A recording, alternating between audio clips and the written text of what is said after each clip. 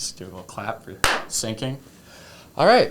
Welcome back to the Pursuits of Purpose podcast. I'm rebranding. It used to be the Pursuits of Productivity podcast. Nice. But I felt that Pursuits of Purpose is more apt title, seeing as, most of the time it divulges into philosophical and theological debate and conversation as opposed to like productivity hacks. It's okay. I'm very much in favor of purpose and lives that have purpose. So. Absolutely. So I'm your host, Killian, and I thought I'd bring on a really good friend of mine whom I've just met. If you'd like to introduce yourself. So my name is Father Rich. I am the Catholic chaplain here at UMW, and I'm privileged to be here today. This is my second year I'm starting here on campus. Before this, I've been a priest for about 10 years. So I've done a lot of different things, but I love being here. I love being on a college campus, and this is, I think, the second podcast I've ever done. Really? So, thank you for inviting me. It's kind of fun. It's a lot of it's so lights, fun. Camera, action. Yeah, right? So very, very cool. If you could do me a favor and scooch a little more. Sure. Happy to scooch. You can adjust the microphone. You can pull on it and stuff. There you go. So I remember you mentioned you actually used to go here, right? No, my brother actually went here. So I went to college in upstate New York, but my brother went here for a business degree. So I think my connection to UMW started with him. Like an MBA or like undergrad? He was undergrad. So he did undergrad in business, and so now he works in Texas, and he's tried to explain to me about 5 or 6 times what it is exactly that he does, and every single time, right over my head. So he does something with sales for Google and the cloud and other things like that. So he's probably like a sales rep for like data centers, could be? Kind of. It's more educational, right. From what I understand. And so like he basically helps to get school systems synced up with what they have. Oh, I see. So he's selling to schools. Yeah. So it seems like he does very well. He's got a lovely house. So apparently he's doing really well at it. He seems happy, so I'm happy for him. He doesn't have to explain to me what he does exactly, right. So I'm going to be happy. I'm happy with that. That's wonderful. Yeah. Is he around the area? So? No, he's in Texas. He's in Austin, Texas. Austin, Texas. Yeah. So Austin's where it's happening. Yeah, beautiful city. I've been there once, many moons ago for a chamber music competition. Really? Yeah. That's right, because you played saxophone. Saxophone, That's yeah. Saxophone, that's right. So the first competition my quartet ever won was in Austin, Texas. Wow. So I remember it very fondly. So I haven't been back since, but I hear it's nice. Right. Well, the dollar goes a lot further in Texas as well. Yeah. And everything's larger in Texas. Everything's big in Texas. You get more Texas? for your dollar, I Exactly, guess. yeah. That's great. But yeah, cool. Hey, so he's doing well. I've got 2 other siblings. One plays in the Air Force Band in D.C. That's so cool. That's a huge privilege. And my other sister is in the Army. So that's me. Yeah, you remember you mentioned your sister was a triathlon athlete.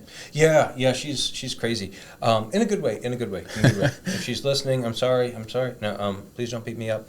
No, she's actually she's done triathlons, she's done marathons. Her favorite thing to do is these races at Disney World in the parks, where she'll run a 5K, a 10K, a half marathon, and a marathon, all in like the span of 5 days. That's nuts. And she got me to start doing it. It was actually a really beautiful thing that she invited me to do that taught me a lot about, I guess, things that I knew here but I didn't know in my heart. Like an intellectual versus... Yeah. So like I knew in my head knowledge but not heart knowledge about challenging yourself and growing, and sort of conquering fear and a lot of like self-doubt, because I was not a runner before, but she asked me one Christmas if I'd run with her, and it was a really beautiful thing because she said, I'll do it with you, and she kind of accompanied me with it, and she ran a lot slower, I think, with me than she would naturally. Keep pace, yeah. But to kind of get me to do it, and slowly but surely I grew to actually, believe it or not, enjoy running. Running is fun, you know. I've always loved running. My mom was a runner. She's run multiple marathons. Really? My brother, he's more so into alpinism, like hiking, nice. Northern expeditions, rock climbing and such. Very cool. So he has an excellent cardio. Yeah, I'll bet. He typically smokes me. Yeah. We did a rock climbing event for the CCM 2 weeks ago. Is that at Rapper Rock? Yeah, Rapper Rock. It was really cool. We, although that was one of those things that everybody else, it's humbling to be schooled by like a 10-year-old that's next to you. They're so good. Because they weigh nothing and they don't know anything about gravity. They haven't learned anything yet, so they're like hanging on, by they're just going fingers. Up. Yeah, it's like, okay, cool. I weigh a lot more and I'm a lot more conscious of gravity. So. Right. Cool. So what would you like to speak about today? Well, a lot of things, actually. A lot of things come to mind. So myself personally, I was born, raised Catholic, love God, love Jesus. He's my savior. But I'm curious with one thing, and I'd like your input. So I've always gravitated more so towards the idea of reincarnation in the afterlife, despite that not being stated in the Bible, but that the Buddhist belief that when one dies, their essence, their incorporeal and corporeal being, stuff that makes them them, is sort of distributed and then reformed into another version of life. Have you ever thought about reincarnation or the afterlife? And if so, like, from your perspective as a priest, do you think there's any credence to that, or you think there's a place that we go to afterward? No, that's a fantastic question. So it's obviously an interesting idea. I should put an asterisk and say I do not count myself as an expert in Buddhism by any stretch of the imagination. So if there are any Buddhists watching or listening out there and they're like, hey, you got it completely wrong, I apologize in advance, because I have just enough knowledge to be dangerous. So I guess what I would say is, as a Catholic, there's a pretty resolute testament in the scriptures and in the tradition of the church that we have a discrete identity that is particularly ours, that's a part of our soul. And our soul actually goes together with our body. Mm-hmm. So we are a creature, believe it or not, that is body and soul, and that's a part of who we are. And that God, in his creativity, creates us as individuals. And that sounds like a no-brainer, like, oh, duh, because I'm not that person over there and they're not me. Mm-hmm. But there's something about that in the creation stories that have come down through the different religious traditions of the world that is really unique, where God not only creates, but he creates other eyes that are not part of the big eye. So I think one of the tenets of Buddhism and Hinduism is that basically that we're all kind of parts of the same whole in a certain sense, and that our identities are only sort of these passing and transient things that eventually kind of melt back into the same pot of divinity, generally speaking. Christianity, in contrast, would say that no, God actually creates other eyes, other individuals, to enter into this dialogue of love. To enter into this dialogue where they're slowly but surely transformed and elevated to be more and more like God. They can never be there. And the sort of testament of that project is the fact that Jesus rises, conquered. What we believe is that Jesus was crucified. Jesus is God. He became man. He's put to death. He's crucified. He dies. And then he rises. He comes back, not as some other thing, but still as himself. And still with his body, and still who he is, but in this glorified body that points forward to our future, that we're not really created for this world. Of human potential. Yeah, and so in a certain sense, Christianity stands in stark contrast to like Buddhism and other religions that believe in reincarnation, because we believe certain things that would not fit with it. Namely, that we are created as individuals, and that individuality isn't something that's like accidental or secondary to who we are. It's actually fundamentally a part of who we are. We actually have this autonomy and freedom that God gives us in our personhood apart from God that is not a passing thing. It's an essential part of who we are. And the second, I guess, piece of that would be, I guess, sort of the general Christian belief that our soul and our body go together. Like a package deal. Yeah, so that such that there would be no meaningful identity of like if you were to be reincarnated, you would be reincarnated from carnis, like flesh, right? Even if you order like beef in Italian, now carne, like it's meat. If you were to be reincarnated as your soul would necessarily inform the same body that you have. So it would still be you. Which is why, like, when Mary appears, for instance, in Marian apparitions, it's still Our Lady. Now, she might be wearing different clothes appropriate to different cultures or things like that, but it's still fundamentally her. And I think one of the, I guess, the questions that I would have, that I would pose to a Buddhist or somebody professing reincarnation, that I've never really, and I don't know if there's an answer to this, there might be a fantastic answer, but I just haven't heard it, is why? Fundamentally, because it seems to me, if I understand things correct, and again, there's that asterisk, I might not be understanding things correct. Right. If we come back, so like we die, and we kind of like melt into like the divinity fondue pot, right? Mm-hmm. And then slowly but surely, we come back as something else. What purpose does that serve? And the answer would seem to be, from my rudimentary readings of it, something along the lines of, like, it's for moral perfection so that you can increase in what you did wrong. If I remember, mm-hmm. Some reincarnation religions believe that you come back as different animals or different things to kind of correct your past faults. Right. But if there's no I, no like distinct personhood there, then how are you, and you have no memory of who you were before, there's no link necessarily, mm-hmm. then how is that purgative process, you see what I mean? How is that like carried out? I see what you're saying. Yeah. What I've always thought of it is there's the egoic, like frontal brain mind that is individual, like I am Killianpetty. Okay. And then behind that there's that intrinsic divine spark mm-hmm. that is deeper than that. That's the wisdom of the soul. Sure. And I've always kind of seen it as like a ladder, that belief system, where the experiences, the wisdom from that life, it goes into the wisdom of the soul. Mm-hmm. And then in the next life, you would shed that egoic frontal brain where you're no longer that individual identity, and hopefully take that wisdom with you. And then if you're in the Hindu belief, if your karma or your dharma is fulfilled, then you'd hopefully go up to some sort of higher, more fortunate life form. And if you were somehow sinful in your life, you would in turn go down to a lower life form, such as like an animal or someone in their beliefs with worse circumstances. Sure. I think I see where you're going. I guess my initial question would be, so like you have this division with the soul. Like two distinct substances. Yeah. So like what my question would be in that sense, if you're to use the terms you have, the egoic personality, like the I as you describe it, mm-hmm. informs this sort of divinity and soul. I don't know if I would agree with the sense that information passed from one to the other could be wholly abstracted from the personal. Right. Insofar as, like our experiences, at least it seems to me that we live, are distinctly personal. Right. Like I experience and I choose and I do good, not as some abstract thing, but as me here and now. Right.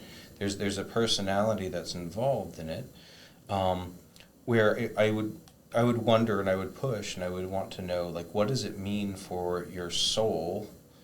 Because I think we're kind of using terms interchangeably. I think for Christians, the idea of a soul is very much bound up with your intellect and your will, which is always actuated in your person. Mm-hmm. Like it's one unity. It's an essential unit of a person. And there is a certain sense in which I think Christianity could be reconciled with what you're saying, insofar as there is God's sustaining life and wisdom in the indwelling of God that does keep us in existence, mm-hmm. and does guide us and build us up, yes. But I would say that it's not a part of our soul. It's God's sustaining of our existence is the same as He sustains, say, a squirrel or a rock. When we would say that rocks don't have souls, they're inanimate. Right. And so, like, that sustaining force and that sustaining gift of His being really sustains everything in that same sense that we mean it.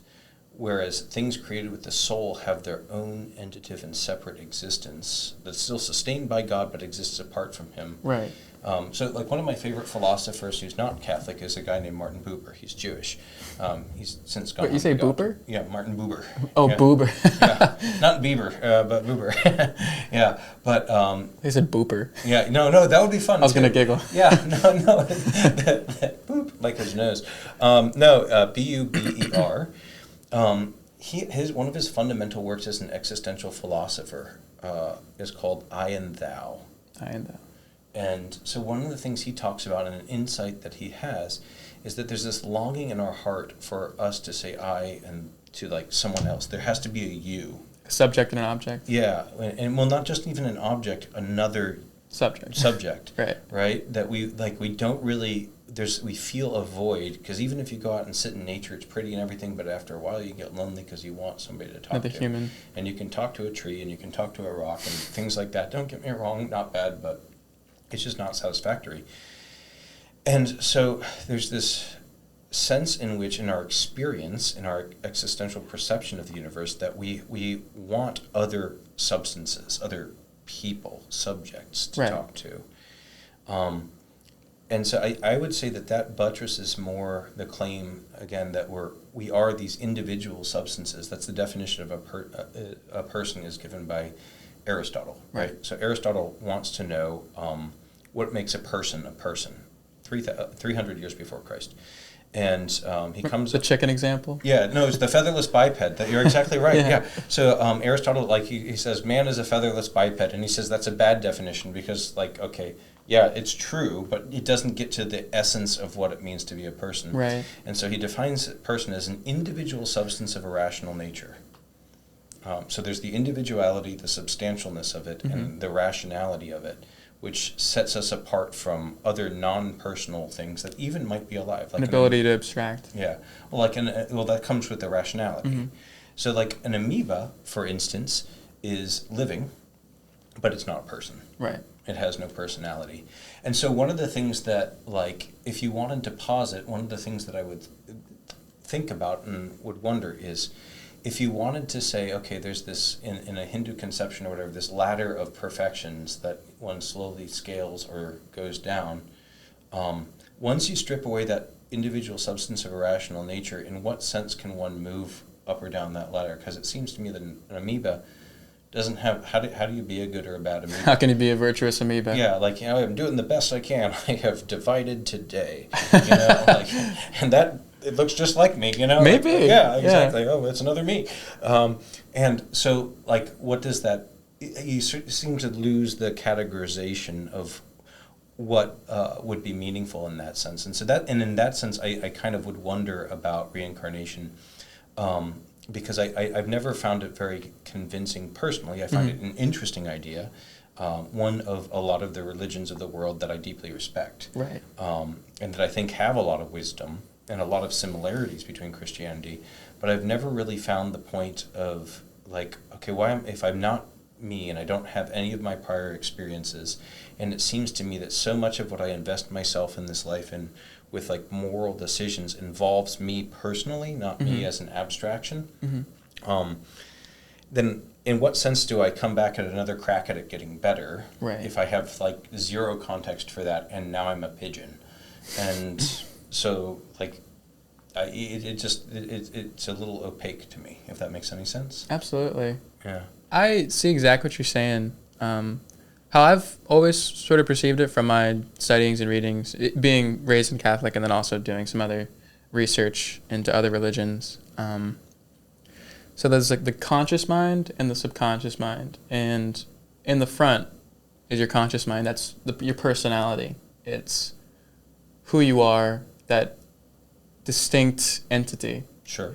And that's 5% of your mind, whilst the subconscious is behind that deep, and it sort of filters out experiences from the conscious mind and seeps into the lower base of your brain, which sort of becomes your base programming, your BIOS software, if you will. Okay. And as you let that seep in, as soon as that becomes more and more closer to your truth, it eventually sort of seeps into the knowledge of the soul, difference between mind and heart knowledge. And I'd say perhaps that could be the mechanism in which lessons can be imparted across lives, despite not having that personal connection, because you would have, in that concept of reincarnation, shed that previous identity and adopted a new one. Perhaps that could be the mechanism. That's what I've thought about before. Sure. Yeah. It's an interesting idea. I'd have to think more about it in terms of trying to sort of, like, I'm not sure I understand fully yet. Right. Yeah, I guess, so like, that would be in contrast to a view of the soul that would be proposed by, say, Aristotle and the Greeks. Right. Where Aristotle has the notion of it, like, what makes a soul an anima, if you will. It's something that animates. The Latin term for soul would be anima. It's where we get animation from. I love animation. Things like that. It gives life. And the soul is the principle by which something has life. And there's different types of souls, which in the Aristotelian thing, it's similar to what you're saying, insofar as, so like the basic would be what Aristotle would call a vegetative soul. And a vegetative soul would be something true of like plants or amoebas or fungi that I guess technically aren't plants but are kind of plant-like. Right. They have the powers, the essential powers of them of nutrition, reproduction, and growth. Right. When you think about it, those are the main things that plants do. They do a lot others in the process of doing those things. So like, how does a tree grow? Well, it photosynthesizes and it grows bark and it gets taller. But like, that's reproduction and growth and nutrition. Right. Those are the basic faculties of that type of soul to make something alive. Then on top of that, and encompassing that sort of powers of the soul, Aristotle would call the animal soul. And the animal soul, in addition to those, has the properties of locomotion and of primitive cognition. So you can get like a crow that is able to, I don't know, crack walnuts by throwing them on the pavement and watching the car run over them and going and eat the thing. So, like, we believe that animals think. My mom's dogs love chips. And if you leave the bag open, they can figure out to push the chair over and hop on the chair and eat the whole bag of chips. Right. So they have some intelligence, so to speak. Problem solving. Yeah, so like, but it's a different type of intelligence than humans typically have. And it's not we would say that in the Christian view, it's not a difference in degree, it's a difference in kind. Difference in kind. So it's not like we have more and more problem-solving skills. It's that you see the difference because birds build nests, and some people are like, house building. See, they build. And it's like, yes, where are the bird hospitals and schools? Yeah. And where's the bird institutions of higher learning? And, they don't do the same type of thing because there's not the same sort of intellect in them. And so with Aristotle, when he talks about people being individual substances of rational nature, he then puts on top of that, encompassing both the powers of the vegetative soul and the animal soul, the rational soul. And so for our rational soul, like you're kind of saying, there are those lower layers of animality. Like as humans, we are rational animals. So we have all of those powers of the lower soul. So those are part of our soul. They're not like separate compartments, but they're things that are also a power of our soul. So we do those same things. But we also have the power of the intellect and the will. Intellect talking about abstraction and cognition. So we can actually abstract from all sorts of things, different instances. That's a watermelon, that's a watermelon, that's a watermelon. And from that we get like the idea of watermelon in general. So that if somebody were to ask you to draw one, you could reproduce it. Given your talents and whatnot. I could not reproduce it well. Even that I'd still screw up. But so we also have will, and I think will is an important one too, to choose. And to choose guided by reason and guided by prudence in a way that animals don't. I mentioned my mom's dogs. My mom's dogs are one of my favorite examples for this because they are able to hop up on the table and eat the bag of chips, but they don't know when to stop. Right. And they have no power of abstraction because they would remember if they did, back to the last time they did it, that it made them horribly sick to eat the entire bag of chips. And so they do it again and again and again. And as many times as you leave the bag of chips open, the dog will eat the whole thing over and over and over again. There's actually a behavior term based on a wasp called the sphexish behavior for this. The sphex is a different type of wasp. It goes and it digs a little hole and it lays its egg in it and it goes and tries to find something to feed its babies when they hatch.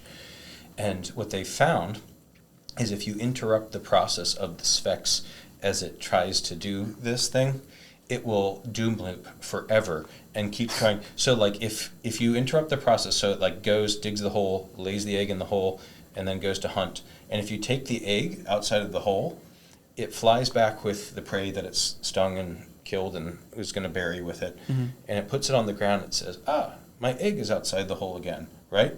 So it picks up the egg and puts it back in the hole. And you would think, if it had the power of abstraction and the power of will, that it would grab, I don't know, the dead spider or whatever that is breakfast and put it in the hole on top of the egg.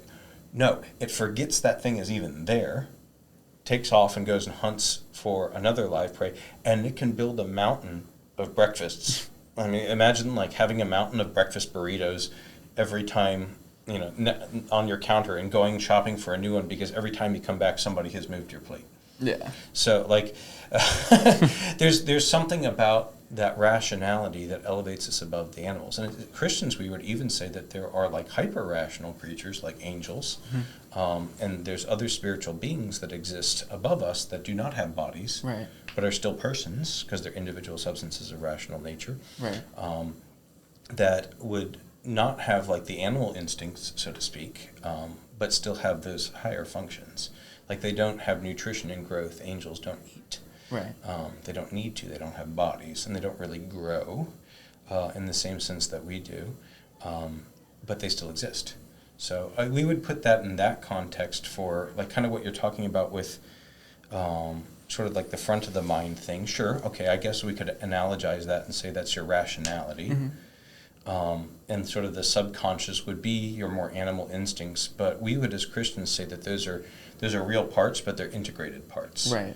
Like it's all one whole. Yeah, and our rationality reaches deep down into the roots where we can actually use our rationality and our volition, our will, to change our animal instincts. Right. Which is crazy. For the better. You can do it. You can actually like choose not to eat the bag of chips, and say that stop, don't eat those.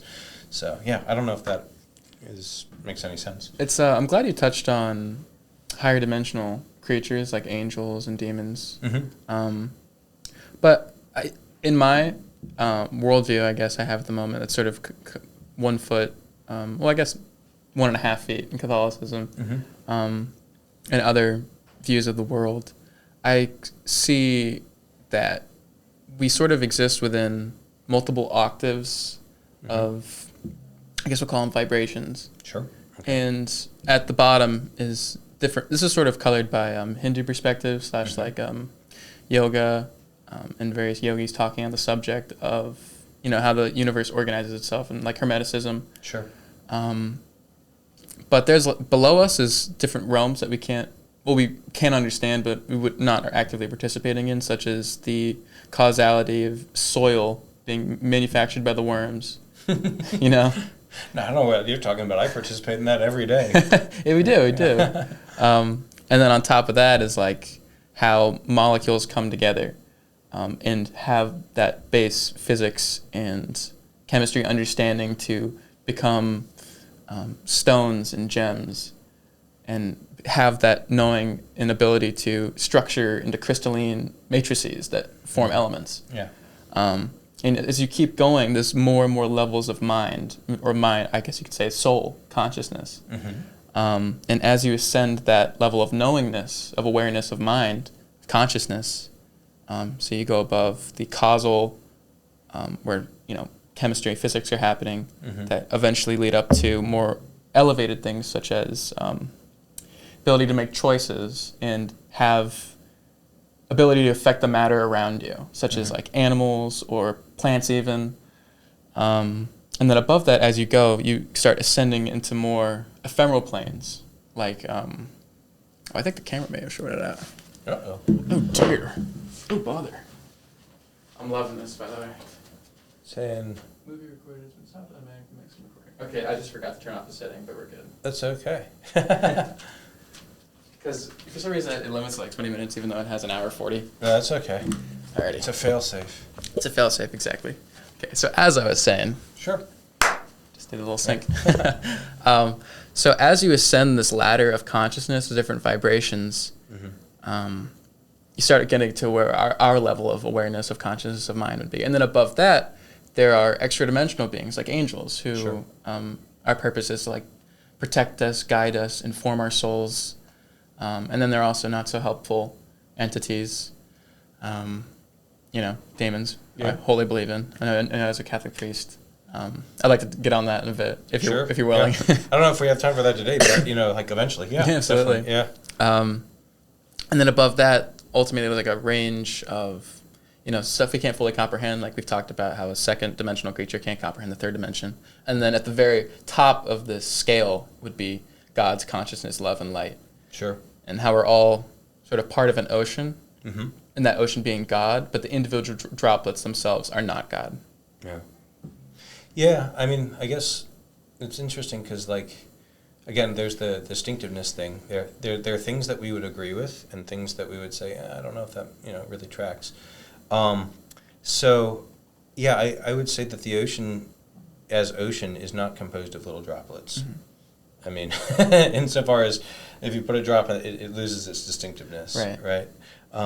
So, in a certain sense, we would say that no, it would be more of how the beach is like composed of grains of sand. Right. Would be that where it's like yes, but even then, that then say like no, God is wholly other and like.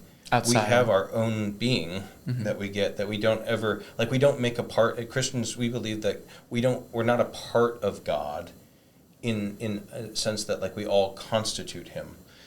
It's one of the fundamental things where we believe that God created everything out of nothing rather than something, and it's actually kind of an interesting thing about Christianity and Judaism that we believe that because it is contrary to literally every other world religion. It is one of the most distinctive things about the Judeo-Christian worldview is that God doesn't, like Marduk, right, of the Babylonians, who grabs this giant bull and he kills it and he, I don't know, somehow makes out of the innards stuff. I don't know. I don't have that recipe. So he makes some stuff, or like certain religions where God takes a part of himself and like throws it over here and is like, this is the world. Or certain religions where it's like God is really the animating force of everything, but it's all a part of him, in the sense that, I don't know, my cells of my body are a part of me, and yet they're distinct. No. As Christians, we would say, no, God created everything to have its own being. And it's that act of love that goes beyond. So there's a difference. Now, there is a similarity. There's a guy, believe it or not, who we don't really actually know his real name, but we call Pseudo-Dionysius. We call him Pseudo-Dionysius because he was thought to be, when he was writing, when they received his writings, nobody actually knows, it was lost in time who the guy actually really was. But they thought it was the Dionysius who was the friend of St. Paul, Dionysius the Areopagite, whom Paul meets in Athens. And they thought, oh, this guy's pretty brilliant. He must have studied at the feet of St. Paul. No, it turns out historical dating, like the writings are like 400 years after, so no such luck. Right. So now they call him Pseudo-Dionysius because, like, what are you going to call him? Like, Frank? Just come with the name. Yeah. So he actually is one of the early church theologians that kind of riffs off of a similar idea.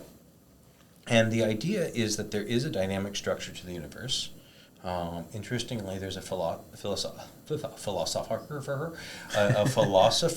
named Javier Zubiri, who I really like, he's a Spanish philosopher who wrote a book called The Dynamic Structure of Reality. Kind of similar things, compositional elements building on each other, in symphony, in harmony with each other. And so Pseudo-Dionysius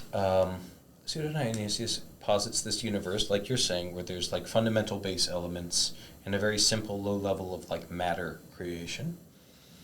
And that in turn makes a gift of itself to the next level, which I guess is like bigger rocks and stuff like that. And you can imagine there's a lot of different levels before you get to living things like worms and bugs and more complex living things like trees and birds, all the way up the chain. And then you get to an interesting pivot point. So he's got like plants and then animals and in the Aristotelian hierarchy.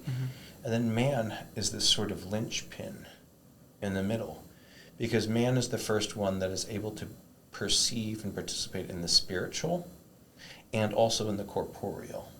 Mm-hmm. So like you think of it kind of like a pyramid of creation, and it pivots where God decides to make man as this unique person that's both participates in the spiritual realm of the angels and also of the bodily realm of all the corporeal creatures that live. And then above him are stacked all of these spiritual creatures, which we call angels. And interestingly enough, in Catholic perception, angels are all individual species. They're all different types of creatures. Oh, so each angel is its own distinct species, Yep. one of a kind? Yeah. So if you want to know like how many angels there are, it's kind of like asking how many bugs are in the world. Right. Lots. Lots. Lots and lots. And so angels make up this vast array of the spiritual world above it. Entire genus. Yeah. So in various levels of complexity, and they have various missions and purposes that they serve. We only know of a few of them, but we believe, for instance, that every Christian believer has a guardian angel that's meant to protect you. The other thing that we would say, that we would disagree from kind of the position you articulated, Mm-hmm.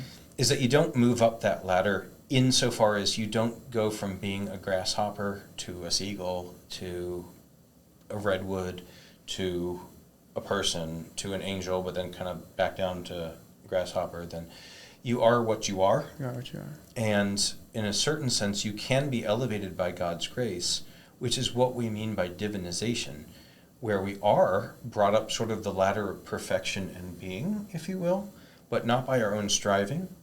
By God's help, we become more like God as a human being. Absolutely.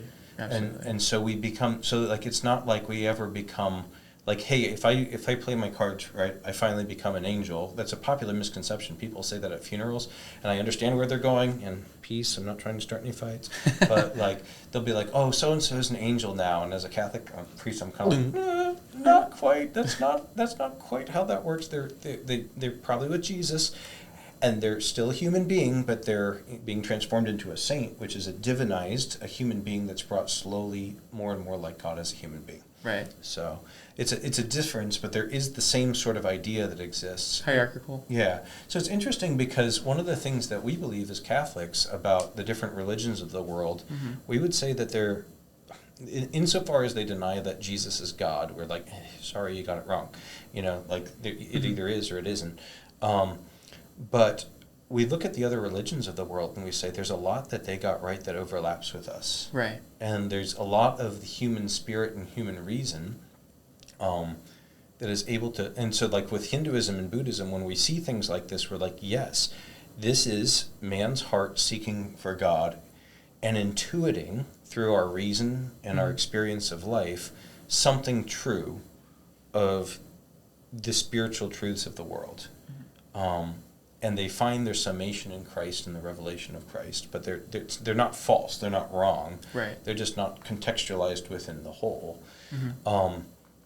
And it's kind of interesting because there's this guy named Justin Martyr from the year 150 who's writing to the emperor of the Roman Empire, and he explains this and he talks about this. It'd be a fascinating conversation for another time. But Justin Martyr's one of my heroes. Yeah? Yeah. I think His last name's Martyr. Well, no, I mean, he's called that because he was martyred. He's just Justin. But there are lots of other Justins, so right. They just throw him out there. So, but he was actually martyred by the same emperor that he was trying to convince that they weren't atheists, because that was the charge against the early Christians. You didn't worship Jupiter or any of the gods, so you must be an atheist. And they're kind of like, not really, right. you know. So, yeah, cool. It's interesting that you mentioned sort of angels being distinct from people. What's your opinion on the Book of Enoch and the Enoch's life? Are you familiar with the Book of Enoch? Not super familiar, no. Tell me a bit about it. Yeah, so I think it was found in Ethiopia on like Dead Sea Scrolls. Okay, yeah. And it outlines this person who was acknowledged in the Bible, who was related, I think a bloodline related to Abraham or Adam. Mm-hmm. And their life, they start as a boy, and they're like chosen by God and brought up to heaven, like what they describe as a chariot. He sort of perceives all of this majesty that is heaven, and then later he's then transformed when he passes into like Metatron, the angel. Interesting. Yeah, I don't know much about that, but it strikes me as in the same sort of thing as the Gospel of Thomas. which I would say, I guess an analogy we would say of how we think of that as Catholics is kind of like fan fiction. Oh, yeah? If that makes any sense. Yeah, where yeah, it's totally. Like, it's not canon. Like, I don't know, who's the guy? Timothy Zahn is the guy that wrote all the Star Wars books or whatever. Like the novelizations Yeah. or the Legends stuff? Well, so, I don't know, there's so many now. I know, yeah. But, like, I don't know, I read a couple when I was in high school, but, like, there were the original 3 Star Wars movies, and those are, like, canon, right? Right. And then, like, there's certain things that I guess now, unfortunately, are also canon. Yeah, unfortunately. And Thanks, Disney. yeah, and so, right, but, like, we believe that the canon is closed, and there's actually a discrete criteria. That's another conversation for another time of what books are in the Bible. Mm-hmm. There's actually, like, a reason we have for, like, these are books of the Bible and these are not. There's different criteria of why that's the case. And so for anything that doesn't fall within those criterion, which date back to really the earliest of early Christian days, we would say, okay, they might be nice thoughts. They might even contain some semblance of truth. Mm-hmm. But they're more like fan fiction. And fan fiction, if you've experienced it, can be really good. It can be really not so great. You know, Rings of Power. Yeah, yeah. So there's different things where it's like, right, like the Gospel of Thomas has like this interesting passage where like Jesus as a kid turns like his friends to stone because they made him mad. And it's like, right, I don't think that's coherent with like the Jesus that comes forward in the other Gospels, mm-hmm. where like vindictive Jesus is like, you tagged me and I didn't want to be out, so I guess you're a rock now. Like, I don't know, it seems a bit fan fiction-y, you know? Right. It's like, okay, well, cool, but I don't think you got the character just right. So I wouldn't be surprised if the Book of Enoch, if I look into it, which I will, kind of would fall into those categories where it's like, okay, interesting, but probably more in the realm of fan fiction than canon. So. Yeah, I've always just been curious about that. But how are we doing on time? Well, I've got to go soon. Got to go soon. Yeah. Well, unfortunately, because I'm actually really enjoying our conversation. Right? So. Yeah. Well, I'll definitely have you on again because you're very fun to talk to. But one last question for you, a fun one. Okay. Do you think the Force in Star Wars is there any truth in that of a binding force that sort of permeates all existence and self-organizes? Yeah, if it self-organizes, I mean, I think that in one sense, and I shudder to say this, yes and no. So I once got into a debate with somebody because they didn't like Harry Potter, but they did like Star Wars. And they thought Harry Potter was immoral and Star Wars was okay. And I was like, the Jedi are space wizards who have light swords instead of wands. Like they are. They're space wizards. And Yes, they use space magic, and that's the Force. It's the same thing. Like, what is Harry Potter? I don't know. What empowers them to do the thing? Like magic. This generally pervasive force. Right. Fine. So do I believe that there's like magic? No. Could you like kind of stretch the terminology to fit God's creative act of being that sustains everything in the world? Yes. And his graced providence, which governs all things? Yes. But is it something that we can harness at our own will, apart from a personal gift? I would say no. So you can't white-knuckle your will, but you can receive if you humble yourself before God. Exactly. Yeah, I think that most of existence is received. Everything we have is a gift. It's a gift. Yeah. So. The fact that I'm breathing right now is a gift. The fact that I woke up this morning. And the fact that I met you. Yeah, absolutely. Thanks. That's very nice. Same. Very much. Yeah. Well, I won't hold you any longer, but I really appreciate you coming on today, and I want to talk to you again, especially regarding the rising numbers of Christians. Sure. Yeah. Especially in the Middle East as well. I was thinking about it a point earlier. I lost it, but that's okay. Well, when it comes back to you, I will be right back here and happy to talk to you about it. This was the Pursuits of Purpose podcast. We had Father Rich. Have a lovely day. Thanks. Bye. Bye.